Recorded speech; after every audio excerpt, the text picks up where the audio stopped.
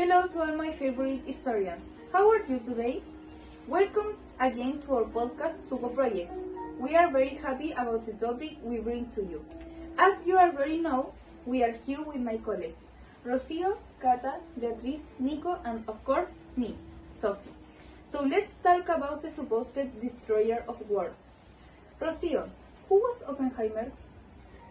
Oppenheimer was an American theoretical physicist outstanding in his area, both his IQ and his developments. He was born in New York, United States, in April 1984. He was the son of a German Jewish immigrants, which is something curious and has a lot of significance in his story, but not many people know it and not many people talk about it. He also was the director of Manhattan Project. Mentioned that the process of invention of the atomic bomb by the United States was called of the Manhattan Project and driven by the need to create it before Germany. Exactly, and that's why he was called the father of atomic bomb. It's certainly worth remembering that he has not hours of damage that his world caused.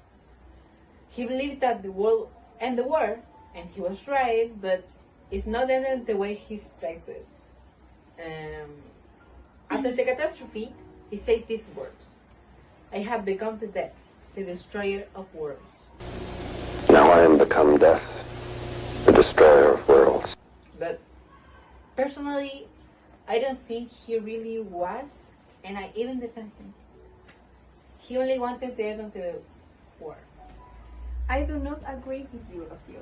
I feel that he knew perfectly well what could happen since they literally asked him to boil an atomic bomb.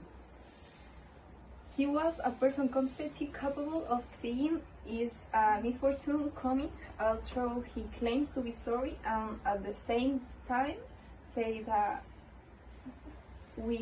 he will stop supporting the creation of atomic bombs. Is still a despicable person for the number of deaths he caused. What gives you the certainty that he did indeed know? You just draw conclusion, even though a person might be intelligent, that does not mean that at some point they can be deceived. It is a matter of logic, Nico. You're right, an intelligent person can be deceived. However, I think the result is a reaction were quite obvious.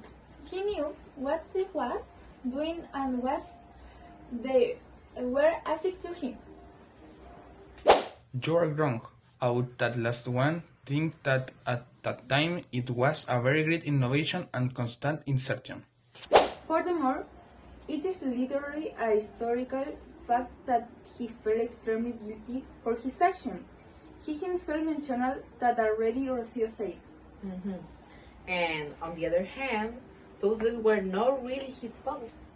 The only thing he did was create the atomic bomb, which in fact means an extremely great technological advance that transcended on this day. The real blame should be placed on the United States. Maybe you are right about that last one. The United States and the United Kingdom were the first people responsible for carrying out all this. Clearly, it was the president of the United States at the time, Franklin Roosevelt, who came with the idea of the creation of the atomic bomb. Oh guys, don't forget that the Manhattan Project was a very well hidden secret since even scientists were projected from talking about it with those close to them. But why was it forbidden to talk about it? That was because they had the argument that the atomic bomb was something terrible but also great out. Basically, maybe it could have been something really good or not. I imagine that they did not want to generate panic in society or for them to organize against that. Furthermore, we must remember that the bomb was created with the aim to winning the war. and that should be a secret, and it's obviously. In conclusion, even though the project was totally destructive, it had its good side, which was ending the war. Oppenheimer was a great scientist and a very intelligent, but he got involved in a project which information was manipulated in a blatant way. Despite the fact that many people think otherwise. It's unfortunate that no one has given him credit, and that only took the blame. The good thing is that now there's a movie which finally makes us see who was Oppenheimer and the brilliant mind he was hiding. The fact, if you want to know more about it, you should watch it. Goodbye, my little historians. We are happy to share this historical data with you. We want you present for next time. Bye, everyone.